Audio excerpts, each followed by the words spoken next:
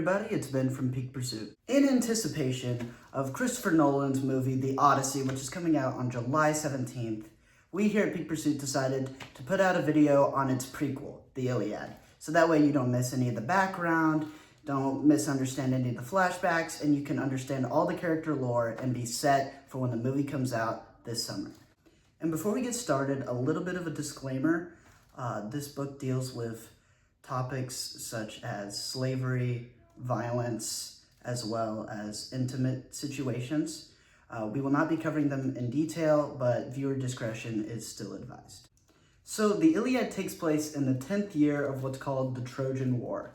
And before we get started into the book, I thought it'd be good to kind of explain a little bit of the background of the war, all 9 years that happened before this story, as well as some of the characters, because there's a lot going on, a lot of names being thrown at you, and it can get confusing. So this whole shebang started because Paris, the Prince of Troy, which is like a Greek city-state, decided to kidnap or seduce the wife of King Menelaus of Sparta, and she's known as Helen of Troy. And Menelaus, understandably, was not a big fan of that whole situation, so he rallied up a bunch of the kings from all the other Greek city-states to gather a big army and go and take on Paris and get his wife back. And that's all well and good, but there was one small problem with that.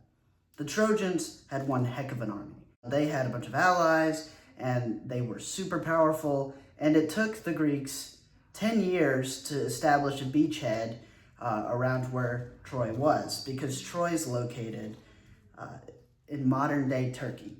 And all the other Greek places are across the sea, and it took them a while to be able to fight their way there. So that's why it took us 10 years to get to this point. So now with a little bit of the context out of the way, let's break down the characters and which side's what, who's on which side, and all of that. So on the Greek side, let's start with them, we have King Agamemnon. And he's kind of the commander-in-chief of the Greek military forces. He's also King Menelaus' brother. And he's also kind of shellfish, kind of a jerk.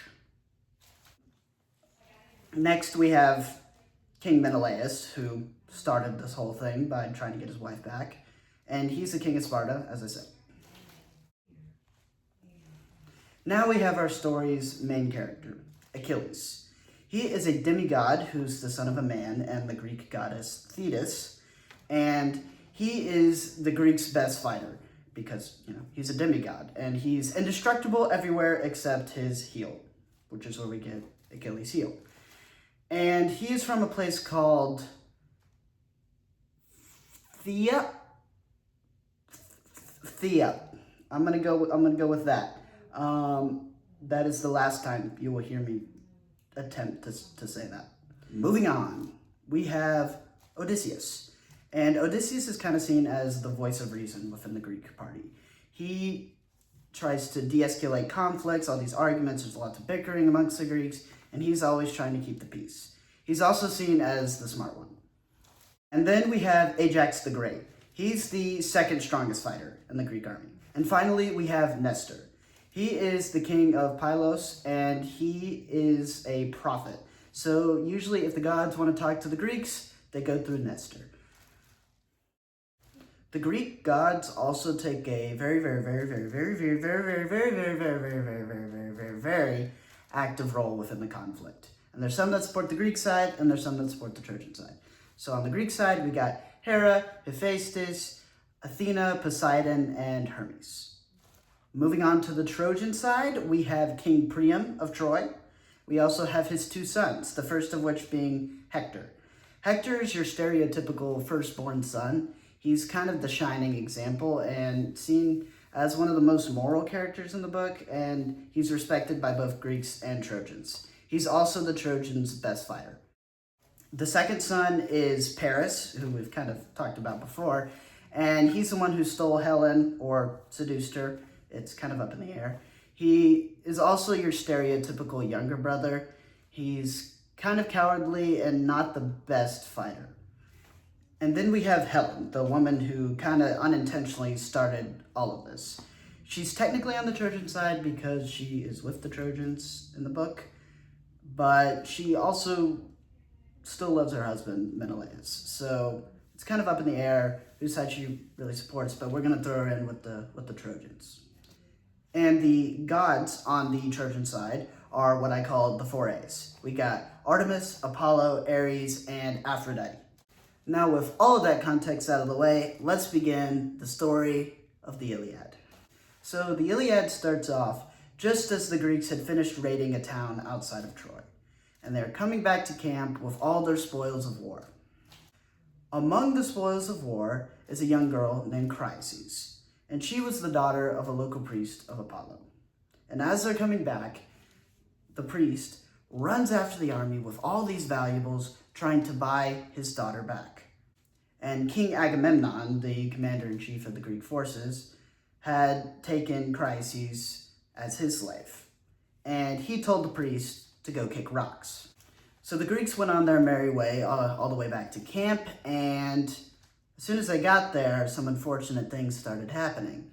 Their animals started dying, and eventually the soldiers started dying. A terrible plague had affected them, and they couldn't figure out why. I think if I was in that situation, I would probably 100% figure out why. I mean, how many other priests have you made mad? So Achilles gathers up all the priests, including Nestor, and asks them what is going on. Can you pray to all the gods, figure out who we made mad, who we got angry, and just figure this whole situation out, because everybody is dying. So eventually Nestor speaks up and says that Apollo was understandably angry and had sent a plague. So Achilles goes and confronts Agamemnon, saying, you need to return Chryses and offer some sacrifices to Apollo to appease him.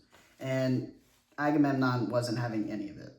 They keep arguing, and eventually Agamemnon says, fine, I will return Chryses, but I get to have your slave, Achilles, Briseis.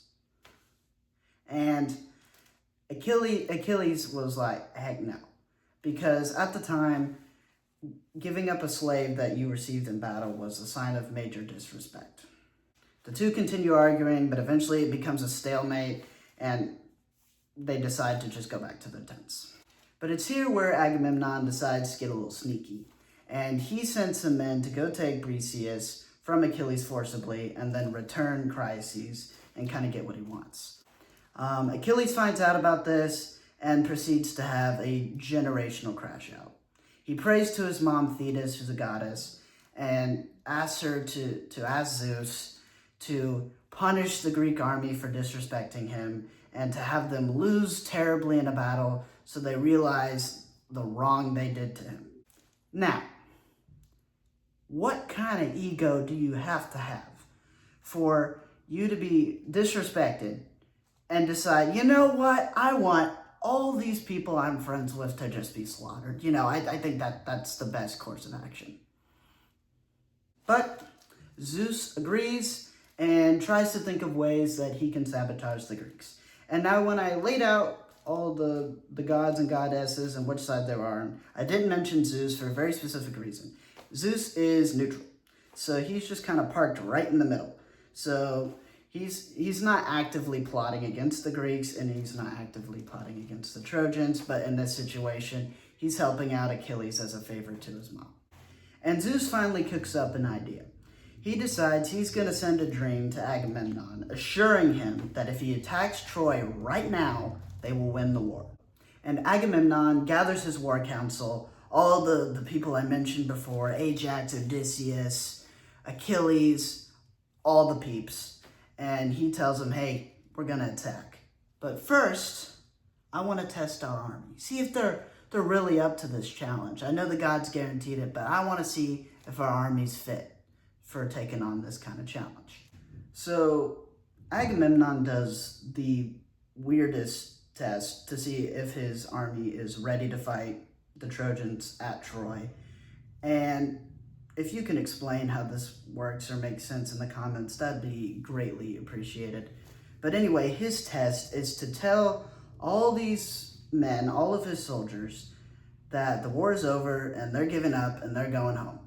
And understandably, all these men who've been away from their families for 10 years are overjoyed. They're elated. They want to go home. And they're running to the ships. They're all excited to go.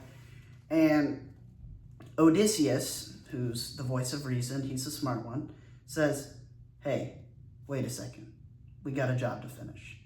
And so he gathers all the men back up, gets them in order, and gets them ready to go take on the Trojans. So then the Greek army marches on the gates of Troy. And just outside the gates, Hector and Paris are walking around. And upon seeing King Menelaus, Paris sprints back inside. And Hector goes and asks him, hey, what's up? And he sees that he ran away because he was scared. So Hector gives him kind of a pep talk, a little hype speech, and says, where was the guy who sailed across the sea and took another man's wife without any regard for what anyone thought or any retaliation? Where's your strength and where's your courage? So Paris is like, you know what? Yeah, I'm going to get out there. I'm going to take on Menelaus. So he goes out there with Hector and he meets Menelaus. And Menelaus and Paris decide, you know what? We've done all this fighting and this is really just personal beef between us. How about we settle this once and for all in a duel? All parties agree to the duel and they all circle up excited for the war to be over and watch their two leaders duke it out and see who will win this 10-year conflict. And Helen, who's been informed that her new husband and her ex-husband are dueling to the death outside the city gates, is watching from afar. And it's here you can kind of see that she still misses her husband, her ex-one, I mean. Even though she's with Paris now, part of her still loves Menelaus. And now the duel begins. Menelaus initially is getting beat. Paris is striking at him. They throw spears at each other, and eventually Menelaus' sword breaks, and Paris has the upper hand. But Menelaus isn't done yet. He takes off his helmet and proceeds to fight Paris with his bare hands. And he takes the helmet and wraps the strap around Paris's neck and proceeds to choke him. And he has him by the throat with the strap, and he's about to win. And then all of a sudden, Paris vanishes. Paris was teleported back to the palace by Aphrodite. Yes, that was a real sentence I just said, and that actually happens in the book. Aphrodite did not want to see Paris lose. Paris was her favorite. And so Paris, who's kind of having, a rough time, having almost died and all, decides he wants some happy, fun, intimate time. And he sends for Helen. And Helen doesn't want to go. But Aphrodite was not having any of that. She goes and confronts Helen and says, you're gonna go have intimate time with Paris, because I said so, and I'm a goddess, and if you disobey me, I can make your life miserable. And this kind of highlights a key theme throughout the book where nobody asks Helen what she wants to do. There's this whole war going on about her, and nobody asks, who do you want to be with? But Helen, realizing she can't fight a goddess, does what she asks and goes to be with Paris. Now you may be wondering, why does Aphrodite care so much about Paris? And that's where another prequel comes in, and it's called The Judgment of Paris. So way back in the day, before this whole war, before this duel, before any of that, Zeus hosts a little competition, and he's trying to see who the fairest goddess is. And he decides that Paris is going to be the one to decide. And the three goddesses are Hera, Athena, and Aphrodite. Paris chooses Aphrodite, and as a reward, Aphrodite says that she will get him the most beautiful woman in the entire world. But there was one slight hiccup. The most beautiful woman in the world at the time happened to be Helen, and she had a husband. So that's why Paris went and got Helen. Terrible situation. This also explains why Hera and Athena are also on Team Greek, and they're very adamantly Team Greek, because Paris, the Prince of Troy, did not pick them as the fairest goddesses. You may be wondering why I'm wearing different clothes and why the camera angle is slightly different and the lighting's different. And the answer is simple, time travel. Anyway, back to the story. So now everybody outside the city who just watched this duel is in a bit of a predicament, because Paris is gone, and with him gone, the duel wasn't settled, so everybody's just kind of standing around wondering what to do, and there's like an uneasy peace over the battlefield. But the gods were not having that.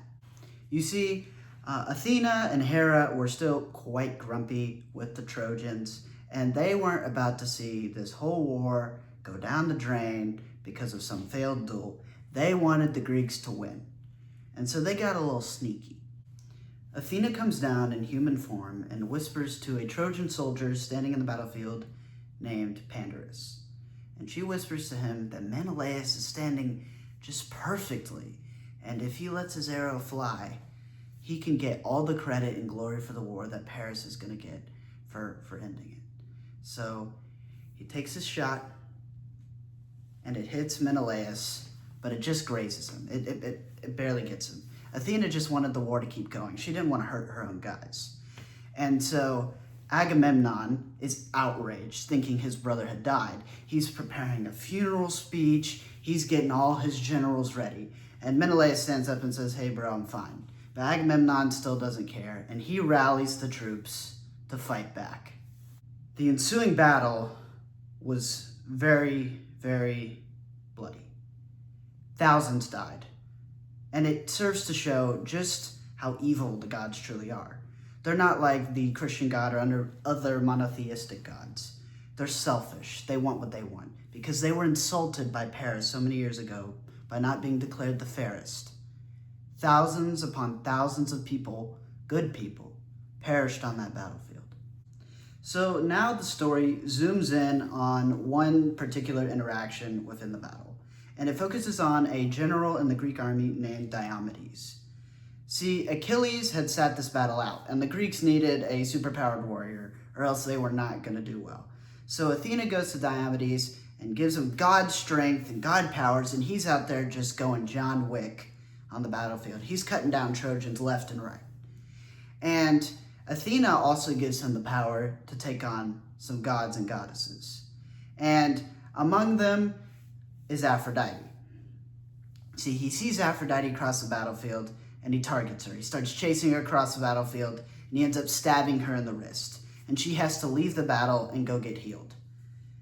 Later, he sees Pandarus, the man whose arrow started this whole bloody conflict in the first place. So he sees him, and Pandarus tries to fight back, throws his spear at Diomedes, and Diomedes stands there with his shield up, and it had gone through the shield and just nicked him. And he looks at Pandarus and goes, "You missed." And then Diomedes fought back, and Diomedes did not miss. He killed the man who reignited this battle. Diomedes also chased a man named Aeneas, and he nearly killed him, except Apollo went in and rescued him just in the nick of time. And Diomedes, seeing another opportunity to kill a god, tried to fight Apollo as well. And he tried 3 times and failed all 3. And Apollo told him, "It's best not for mortals to interfere with the affairs of the gods." Athena then hops in Diomedes' chariot as he's going to fight in other places on the battlefield, and they spot Ares. And they try to take on the god of war. And surprisingly, it goes well. Diomedes is able to wound Ares so bad that his screams can be heard from Mount Olympus. And it's just a great, great tide change for the Greeks. The battle begins to go in their favor. The story takes a shift now, and we focus on Hector, the firstborn prince of Troy. And he had gone back inside the gates of Troy to handle some affairs for the battle and kind of manage some things. And when he's there, he sees his brother Paris having non-consensual intimate time with Helen. And he's outraged. All these men are dying for him and outside, and he's just up here pleasuring himself. And Hector gives him a stern talking to. And Paris, to his credit, listens and heads back outside to fight. Hector also sees his family, and knowing that it could be the end, he says his final goodbyes. And this really reveals the human side of this war. All these people are human, and they have families, and they have people they care about. And Hector, sadly, he knows he has to give up maybe seeing his family ever again, so he doesn't leave his friends to die outside the gates of his city. And that's a hard sacrifice to make. He loves his family so much. You can even see that his little son is afraid of his helmet. And in that moment, Hector prays that his son will grow up to be a great warrior, even greater than him.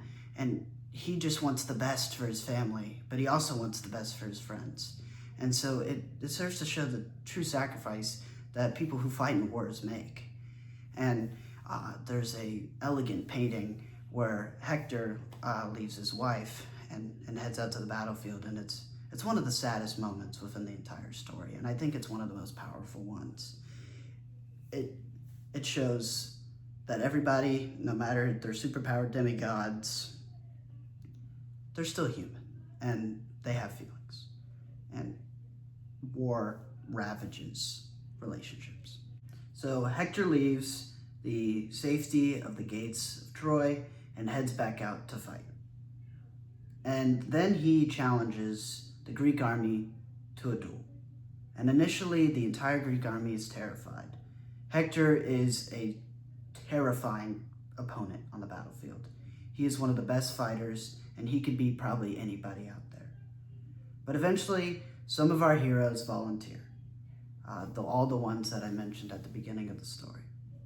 And they decide to draw lots to see who would take on Hector. And eventually they settled on Ajax the Great. And the two gather up in the arena, much like Paris and Menelaus, and they fight. And this fight is a great one. The two are evenly matched. Spears and stones are exchanged, swords clash, and the battle continues throughout the day. And as it gets late, they eventually call it a draw. And here a surprising moment happens. The two exchange gifts, with Ajax giving Hector his purple belt and Hector giving Ajax his sword. And this is a sign of respect amongst the two men. They both know that even though they're mortal enemies, they're both doing what's best for their people, and they respect them as men, even though they don't respect each other as enemies. Even though the duel was a draw, the Greeks are still highly favored in this battle. They're winning. And they decide to build a bunch of fortifications and entrench themselves in around the city of Troy and protect their position. And the Trojans are inside holding camp and trying to figure out what they should do. And one of the options is to return Helen. If they return Helen, all of this can stop and the war would be over. But Paris wasn't having any of that. He was going to keep Helen, and the most he would do is give back her possessions. But the Greeks didn't like that because obviously they were there for Helen. They don't care about her stuff. They want Helen back. So now it's looking like the conflict is going to escalate once again, and it's not looking good for the Trojans. But surprisingly, Zeus steps in. He declares that no gods can interfere with the conflict anymore. He would be the only one that's allowed to do anything for one side or the other in this war. And you may be thinking, finally, enough with the interfering. So much bloodshed has been caused by these gods and goddesses. But you'd be mistaken. You see, Zeus still had the promise he made to Thetis, Achilles' mom.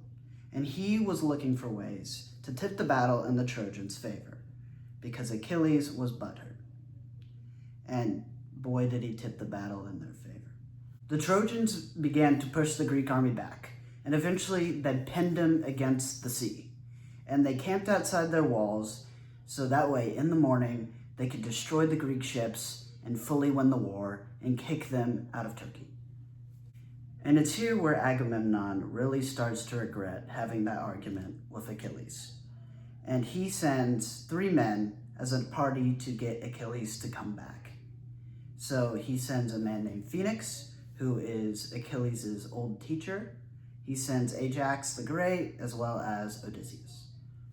And the 3 men come to Achilles with great wealth and gifts. And most importantly of all, they bring Briseis, Achilles' stolen slave, as an offering of goodwill to get him to come back. But Achilles isn't having any of it. He's still upset. And earlier, his mom Thetis revealed that he had 2 fates. He could go home and live a long life, or he could stay and fight and be a hero and die an untimely death. And at this moment, he was leaning towards going home and living out his old age. He rejects the offering of the party and tells them to go back to the camp. So they head back to camp with their head in their hands, upset that their X Factor won't be able to help them win this battle. So the night before the big battle, both sides are restless. They can't sleep. And ironically, they both decide to send spies out to see what the other camp is doing. And the Greeks send Odysseus and Diomedes, while the Trojans send a man named Dolon. And as they're both trying to sneak into the other camps, they run into each other. And Odysseus and Diomedes capture Dolon and interrogate him about what the Trojans are up to, what they're trying to do, what their fortifications look like, all the information about their army. And Dolon reveals to them that the Thracians, who are an ally of the Trojans, are bringing their army right up by the camp, and they're going to try to attack the Greeks. And Diomedes and Odysseus kill Dolon, so he can't tell the Trojans they found out about this, and then get their army together and go and attack the Thracians. And because it's the middle of the night, they caught them by surprise, and they ended up killing the Thracian king Rhesus. And they thwarted a major obstacle to their victory in the battle that was coming. So the following day, the big battle begins. As the battle begins, surprisingly, Agamemnon has his hero moment. He's having a great battle. He's going John Wick. He's cutting down Trojans left and right. He's leading charges, and everything's going well for the Greeks. That is, until Agamemnon gets injured. And as he's injured and being carted off the field, many other Greek heroes are injured. Diomedes injured, Odysseus injured, and many others. And eventually the medical tents are filling up. The Greeks, no matter how hard they try, can't seem to have any success without Achilles, who, still, in his selfishness, refuses to fight. And I understand, you were insulted, your pride was hurt. But that does not in any way excuse the fact that you're gonna let your friends and their families suffer because you don't want to fight. You just want to sit by your ships and wait to go home and let them suffer because your feelings got hurt. Unfortunately, there's also more bad news for the Greeks. See, those fortifications they built earlier, including a trench and a wall, were being attacked by the Trojans. The Trojans were going to try to tear it down and break a hole within it, so that way they could have an easy time slaughtering all the Greeks. And as the Trojans were marching on, they see what appears to be a bad omen in the sky. But Trojans decide, you know what, we don't care. Under Hector's leadership, he decides, no matter what omen we get, we're going to fight to the death, and we're going to fight valiantly. So they lead an assault on the wall, and they break a hole in it. And it's at this moment that things have never looked worse for the Greeks. And I think a small part of Achilles realizes this. So he sends his best buddy, Patroclus, over to the Greek army to treat the wounded and see what's going on. He's not fully committing his support to the Greeks, but it at least shows that he cares about the suffering that's going on and the well-being of the other people in the army. The writing's on the wall for the Greeks. They're pinned up against their ships, and they're fighting to keep their ships from being burned by the Trojans and the war being over. But the gods had other ideas. You see, Poseidon decided to defy Zeus and sneak into the battle and help the Greeks win. Poseidon disguises himself as an old man and gives the Greeks some battlefield encouragement. And Ajax the Great takes this to heart, and he decides he's going to try his very best to repel Hector's attack on the ships. And Hector and Ajax have this great battle. It's a back and forth, and Ajax is fighting with all of his might to keep his ships from burning. Eventually, Ajax gains the upper hand and throws a huge stone at Hector's chest plate, and he starts bleeding out. And Apollo, seeing that the leader of his chosen side has fallen in battle, rescues him and takes him to heal. Meanwhile, Hera is trying to help out the Greeks from Mount Olympus. She puts on a magical outfit that enables her to seduce Zeus and also recruits the help of Hypnos, the god of sleep, to distract Zeus with sleep and happy intimate time. I don't know what it is with this book and random acts of happy intimate time and war. But anyways, I digress. While Hera is distracting Zeus, the Greeks are able to make some progress. They begin pushing the Trojans back and securing their camp once more. As you can see in this book, there's lots of push and pull. So one moment the Greeks are winning once the gods are helping them out, and one moment the Trojans are winning once the gods decide to help them out, and it's very boom, boom, boom, and it's very inconsistent who's winning. And like I said, with every push comes a counter push.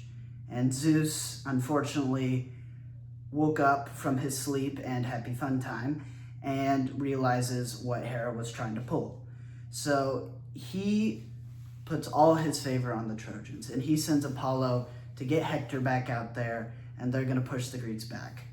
And that's what they do. The Greeks are pinned up against their ships, and it's once again looking like game over for Agamemnon and all the Greeks.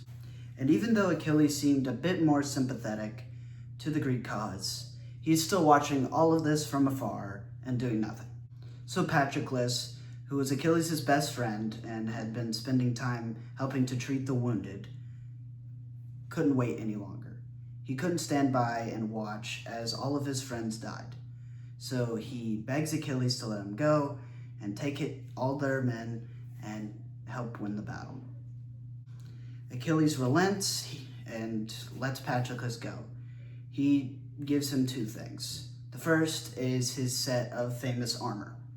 The second is some advice, and that advice being, save the ships, but do not try to attack Troy. Just save the people and come home. Patroclus sets out with Achilles' men and is able to turn the tide of the battle.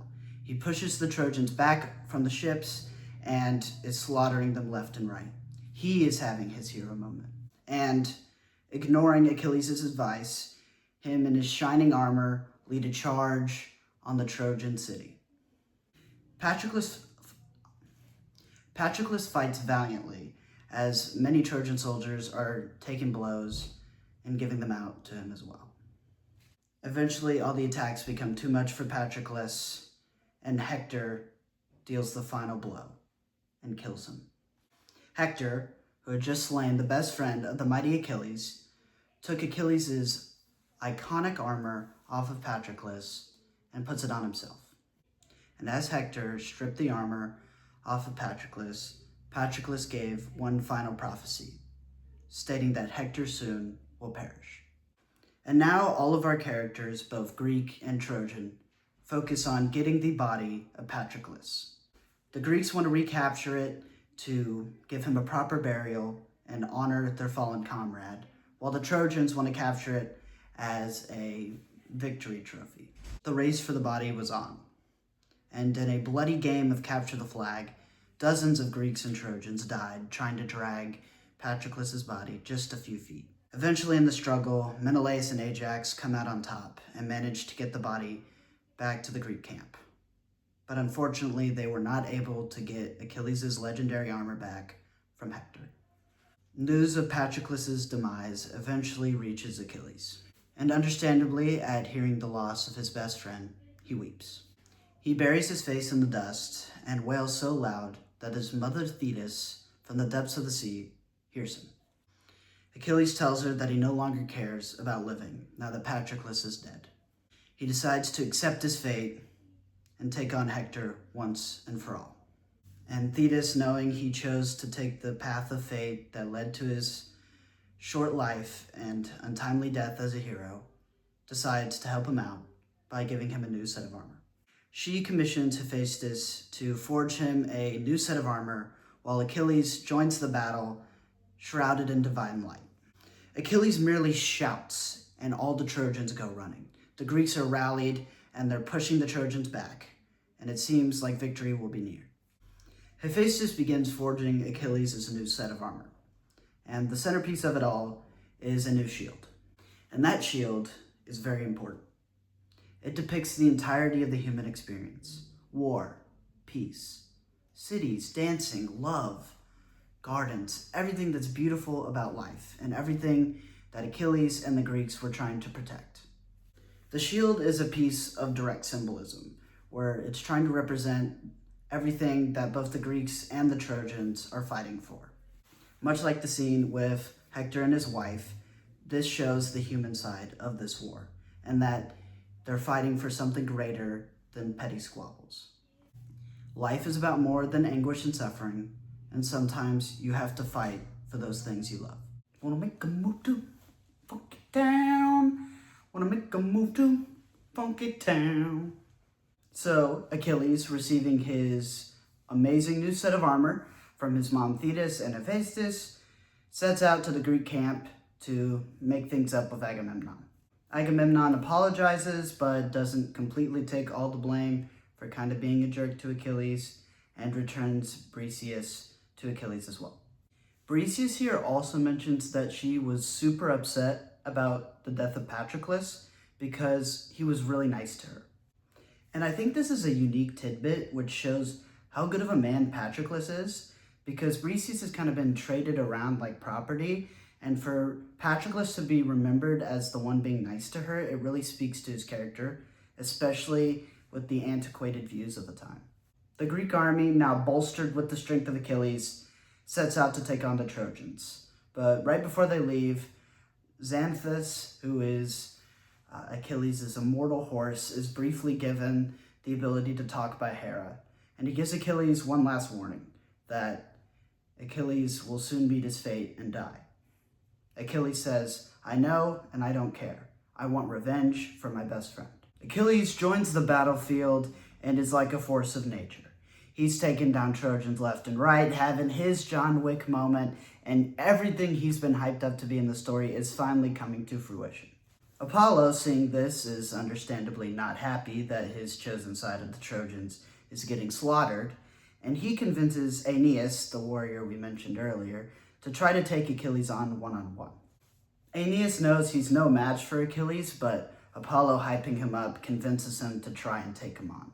And obviously, Aeneas taking on a near indestructible demigod doesn't go very well for him, and he would have died if not for Poseidon, surprisingly. Poseidon rescued Aeneas because fate had other plans for him, which, if that isn't sequel baiting, I don't know what is. Now, this part of the story will be the favorite part of all the Percy Jackson fans out there. This is the most direct, supernatural, gods getting involved part of the story so far. And Achilles, as he is fighting the Trojans, is piling bodies up in the river. He's taking them on. And the river is called the river Scamander.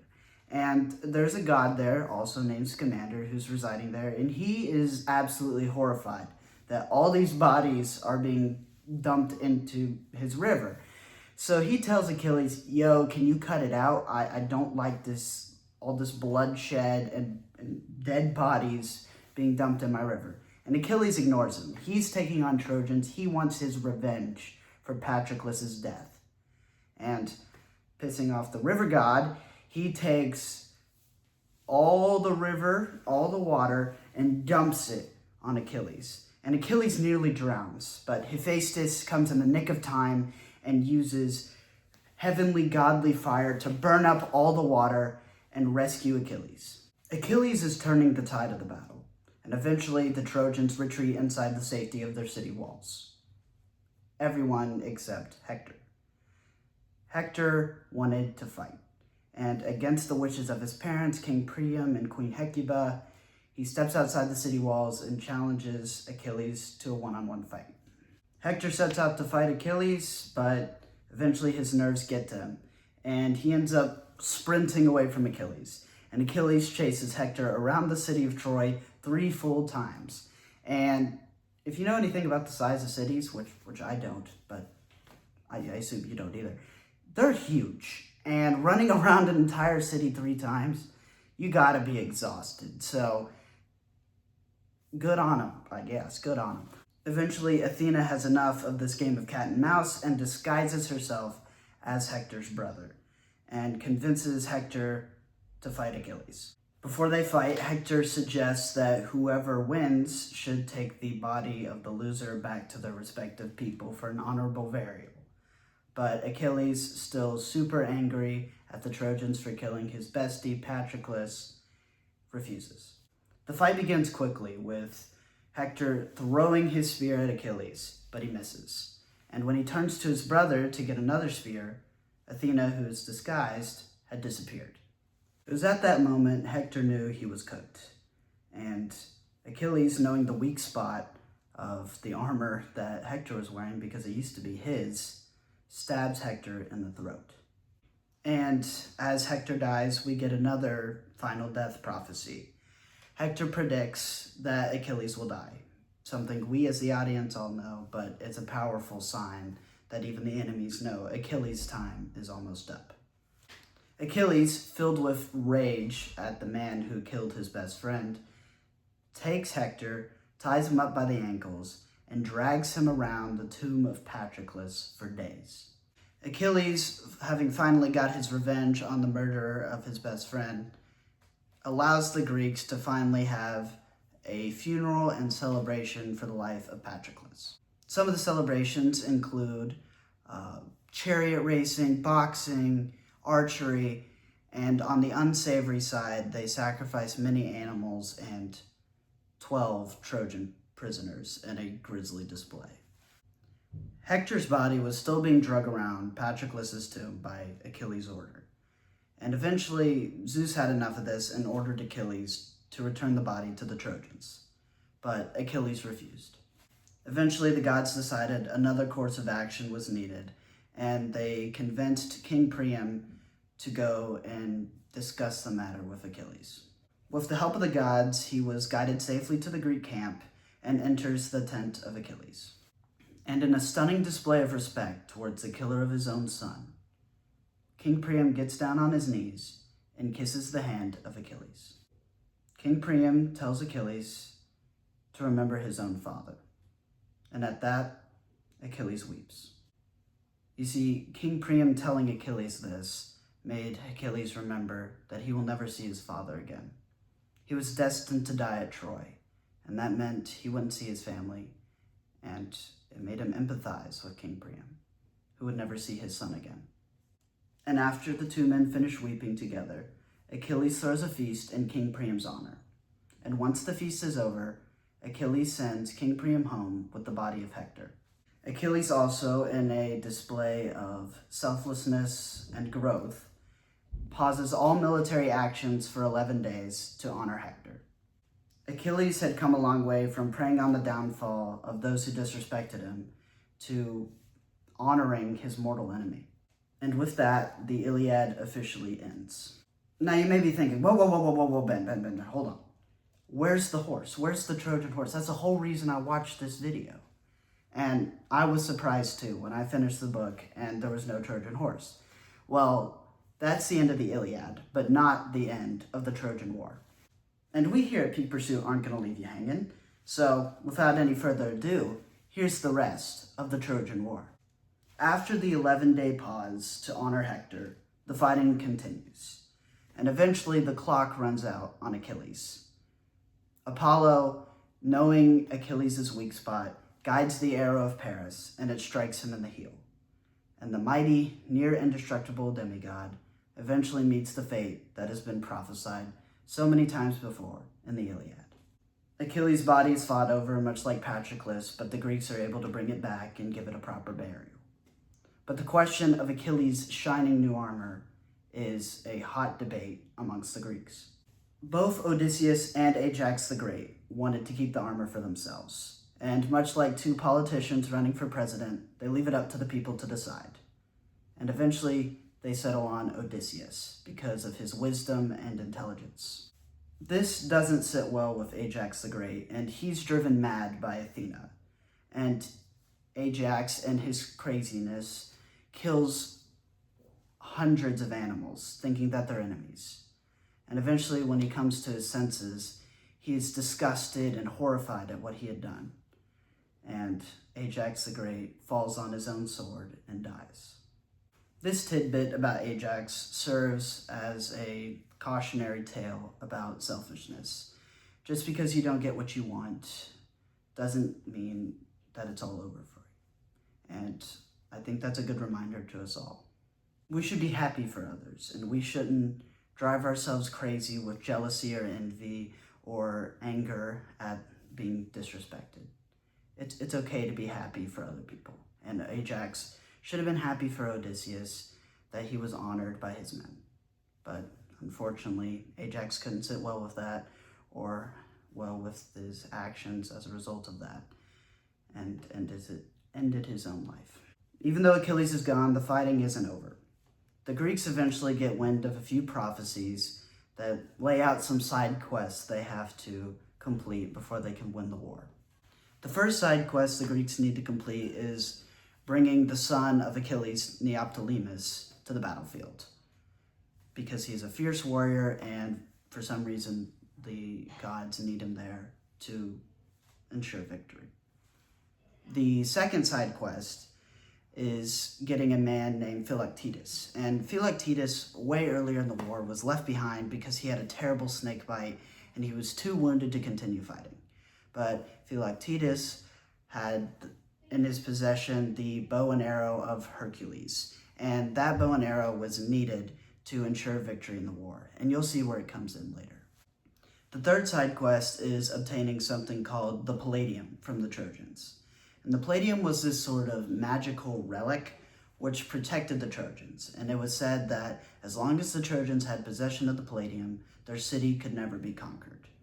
And our favorite spy duo, Diomedes and Odysseus, snuck into Troy in the middle of the night and managed to steal it from the Trojans and bring it back to the Greek camp. The Greeks lead another assault on the city, and Philoctetes shoots Paris with Hercules' magic bow. With all three side quests completed, the Greeks devise one final plan to take down the city. Odysseus hatches the plan. They would get all of our heroes, all of our main characters, and load them up into a giant wooden horse. The rest of the Greek army would hop in the ships and sail a little bit away to make it appear as if the Greek army retreated, leaving just one man named Sinon behind. Sinon would take the horse into the city and claim it was a religious offering, and it was an offering of peace because the Greeks had retreated and given up on the fight. So all of our heroes load up into the horse, and Sinon takes the giant horse to the gates of the city. The Trojans are understandably confused and suspicious of this giant wooden horse. A lot of tricky things have happened in this war, and they're not quite sure if this is a trap set by the Greeks. Chief among the people with concerns is a man named Laocoon, and he is a priest. And Laocoon thinks there's obviously something up with this horse. The Greeks did not leave, there's something going on. To the point where he throws a spear at the horse and it strikes the inside. But right after this, Laocoon and his sons were eaten by sea serpents. And the Trojans saw this as a really bad omen, so they took the horse inside and said, "This is a gift from the Greeks. We've won the war." And that night, the famous plan was executed. The heroes hopped out of the horse, opened the city gates, and let the Greek army, who had just arrived back from the fleet, into the city. The city was sacked and burned, King Priam was killed, and his wife Hecuba was taken captive. And all of the Trojan heroes perished, all but Aeneas. And with that, the brutal 10-year conflict ended. The Greeks had won, and they set out to return home. I also forgot to mention the Greeks did return home with Helen. Thank you guys for sticking with me through that whole story. I really enjoyed the Iliad and the full story of the Trojan War, and I thought there was a ton of important lessons and characters within the story that we can learn a lot from. We can be wise like Odysseus, and we can be tenacious like Achilles. We can have kind hearts like Patroclus, and we can learn to be good leaders like Agamemnon eventually does. The book also leaves us with two important warnings. The first of which is check your pride. Achilles being too prideful resulted in a ton of pointless deaths that could have been prevented if he had just fought with his army and checked his ego. I know many of us aren't actively fighting in 10-year-long wars, but there's a lot of ways that our pride can hurt people in our own lives, no matter how mundane. The second warning is this: check your influences. You see, the gods pulled people along to enact their own will, and blindly following them resulted in a lot of death and a lot of pain. Aeneas almost died because he listened to Apollo, even though Apollo knew Aeneas wasn't really cut out for it. Also, a lot of people listened to the voices saying to bring the Trojan horse inside the city, and look where that got them: the destruction of everything they loved. And even though, like I said, the stakes aren't as big, it's still an important thing to consider in our own lives, that other people can really negatively affect our lives if we let them, if we listen to them. But anyways, y'all, thank y'all so much for watching. I had a great time filming this video, and I hope you had a great time watching it. Feel free to like, comment, and subscribe if you want to. And as always, y'all have a good one.